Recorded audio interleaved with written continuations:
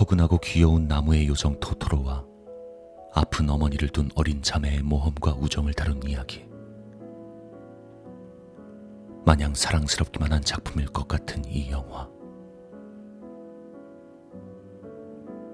지브리 스튜디오, 미야자키 하야오 감독, 1988년 일본 극장 애니메이션 이웃집 토토로.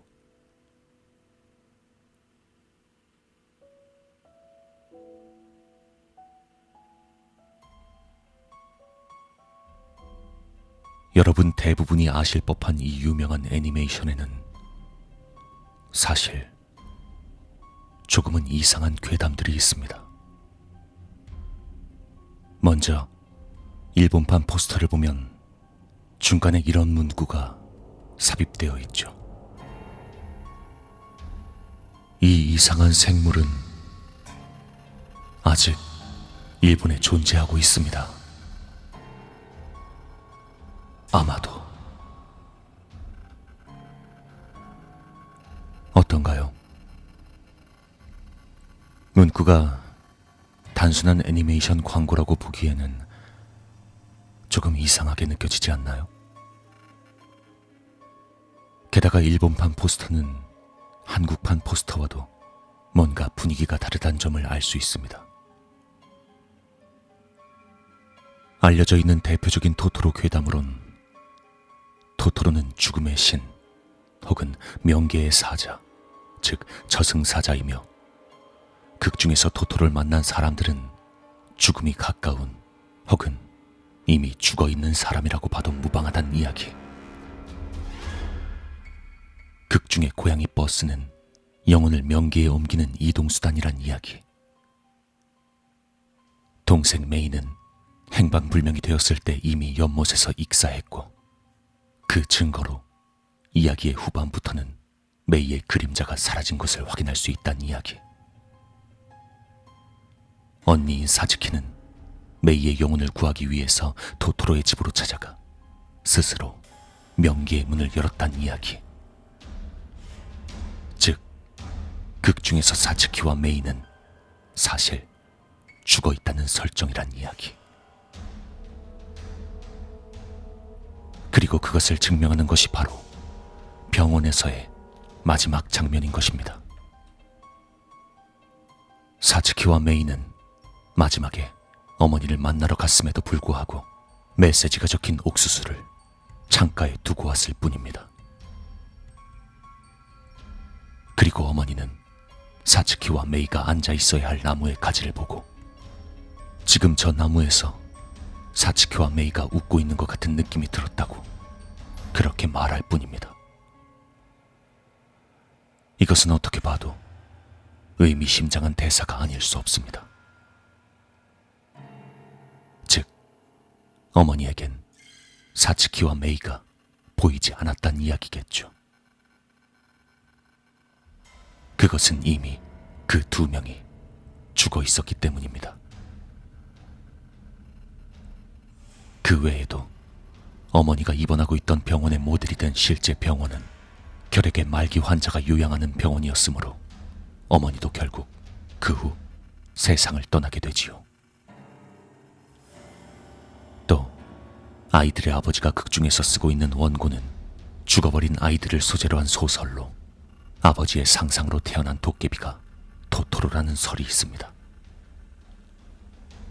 이 밖에도 이웃집 토토로는 실제로 사이타마 현에서 일어난 사야마 사건을 소재로 하고 있다 등 수많은 도시 전설이나 준화가 있습니다. 토토로의 도시 전설들은 어디까지나 소문이므로 진실일지 확실하지 않습니다. 그러나 이 이야기를 들은 뒤 한 번 더 이웃집 토토로를 봐주시기 바랍니다. 도저히 단순한 도시전설이라고는 생각되지 않는 부분들이 분명히 존재할 겁니다. 이 뒤로는 실제로 있었던 사야마 사건과 이웃집 토토로의 기묘한 공통점에 대해서 이야기해 보도록 하겠습니다.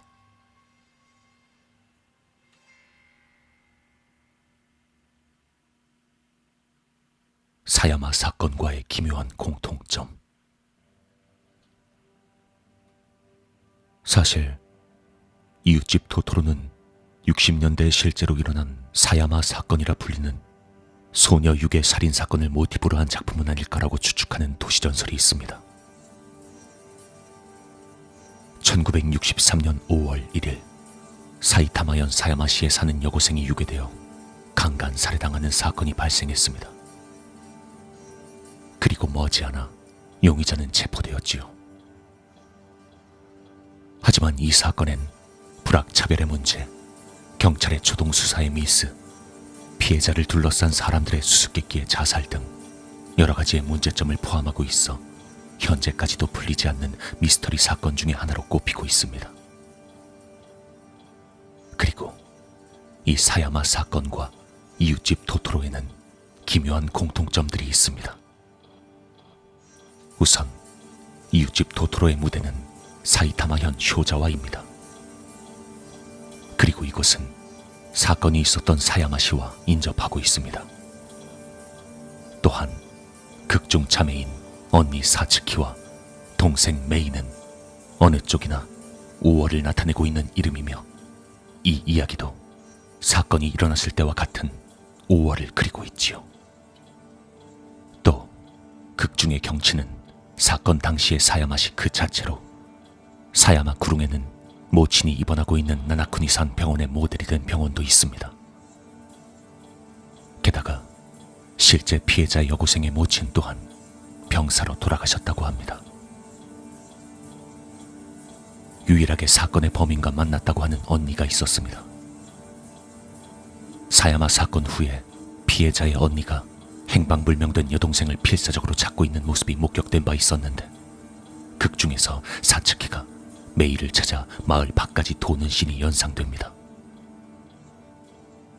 그리고 여동생의 사체가 심하게 훼손당한 채 발견되었을 때 그 모습을 본 언니는 쇼크로 장난 상태에 빠져 커다란 고양이를 보았다, 커다란 너구리 도깨비를 만났다 등의 수수께끼의 말을 중얼거렸다고 전하고 있습니다. 이것이 사실이라면 고양이의 도깨비는 작중 고양이 버스를, 큰 너구리의 도깨비는 작중 토토로를 자연스럽게 연상시킵니다. 이에 미야자키 하야오 씨는 독자적인 시점으로부터 사야마 사건을 해석해 당시의 일본을 상징하는 사건으로서 이웃집 토토로에 포함시킨 것은 아닐까요? 또 하나의 이상한 일치라고 한다면 지브리의 공식 블로그로 토토로의 도시전설에 대한 코멘트가 기재된 날짜가 사야마 사건 발생으로부터 정확히 44년 후인 2007년 5월 1일이었습니다. 과연 이것도 우연의 일치일까요? 다음은 유저의 댓글입니다. 이 이야기들을 듣고 난 뒤에 10년 만에 토토를 재검토해봤지만 확실히 마지막 20분 정도 메이가 완전히 화면으로부터 사라지는 걸 봤고, 그녀의 존재를 암시하는 장면도 전혀 없었어요. 그건 확실히 그녀는 이미 죽었다고 생각하는 게 차라리 자연스러울 정도였어요. 그리고 예전에 미야자키 하야오 감독이 했던 말도 생각이 났는데, 그가 분명 세상은 도저히 좋다고 말할 수 없을 정도로 비극적이지만 아이들에게 그런 이야기를 할 수는 없으니 그래도 살아가도 좋다라는 이야기를 만들고 있다, 이렇게 말한 적도 있었고, 그리고 또 하나, 고양이 버스를 탄 뒤에 사츠키랑 메이가 집에 잘 돌아가서 행복하게 살았다는 이야기는 어디에도 나와 있지 않았습니다. 엔딩 장면쯤 어머니랑 부둥켜 안는 장면이 있긴 한데 거기에도 아버지는 안 나왔으니까 설명이 되지 않아요. 그 대신 꼬마 토토로들과 노는 장면은 많이 나오긴 하지만 모르겠어요.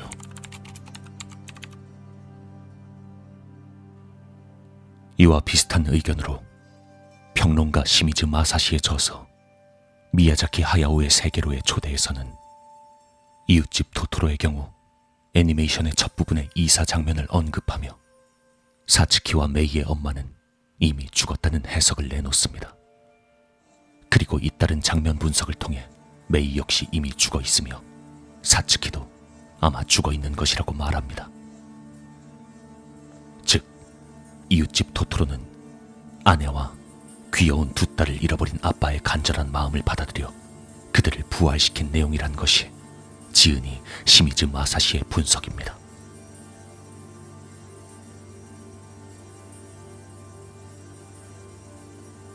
요약하자면 이런 겁니다. 사츠키와 메이는 이야기의 도중에 죽어버리고 그걸 사츠키와 메이의 아빠가 상상으로 살아있다면 이렇게 되었으면 했다는 것을 쓴 것이 이웃집 토토로. 작품 속에서 계속 글을 쓰고 있던 것이 바로 그 원고라는 설. 토토로란 것은 사신, 저승세계의 사자로 토토로를 만난 사람은 죽음이 가까웠다. 혹은 이미 죽어 있는 것이란 설정. 그리고 엄마가 입원하고 있던 병원의 모델이 된 병원은 말기 환자나 정신병 환자를 수용하는 곳이었단 소문. 메이가 행방불명이 되고 호수에서 샌달이 발견된 소란이 있던 도중에 그때 이미 메이는 호수에서 죽어 있었고 메이의 샌달을 본 사츠키가 현실을 인정하고 싶지 않은 나머지 메이의 것이 아니라고 넋이 나간 표정으로 거짓말을 해버립니다. 그리고 사츠키는 메이를 찾기 위해 메이가 토토로를 만났다고 한 장소로 가서 부탁이야, 토토로를 만나게 해줘. 토토로, 메이가 미아가 돼버렸어. 찾아봤지만 찾을 수가 없어. 메이를 찾아줘. 어딘가에서 울고 있을 거야. 어떻게 해야 할지 모르겠어. 라고 말하자 토토로는 사츠키를 안아들고 위로 솟구치지요. 이것이 바로 사츠키의 영혼이 빠져나간 것을 암시하는 것이라고 합니다. 또 메이를 찾기 위해 사츠키가 고양이 버스를 기다릴 때 사람들에겐 고양이 버스가 보이지 않는구나라는 대사로부터 알 수 있듯이 사츠키는 스스로 저승세계의 문을 열고 영혼을 옮기는 버스에 탔으며 고양이 버스에 타서 메이가 있는 곳으로 간 것이라 알 수 있습니다. 게다가 병원 장면에선 어머니가 지금 저 나무에서 사츠키와 메이가 웃고 있는 것 같은 느낌이 들었어 라고 말하지요. 왜 어머니만 두 사람을 느꼈으며 실제로는 보지 못했고 어째서 두 사람은 근처에 왔으면서도 부모님을 만나지 않고 메시지가 적힌 옥수수만을 두고 가버린 것일까요? 그것은 아마도 두 사람은 이미 이 세상의 사람이 아니기 때문일 것입니다.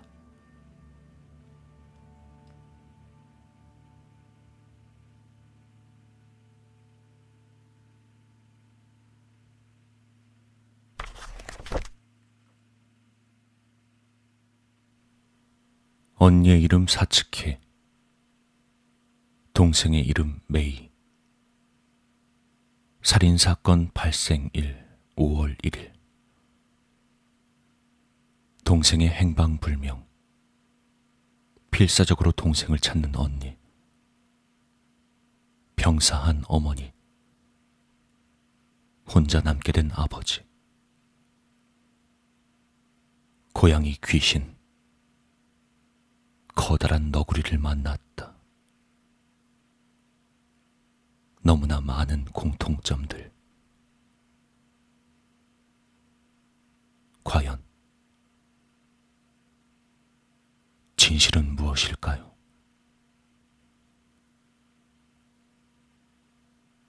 여러분의 생각은 어떠신가요? 브레이든이었습니다.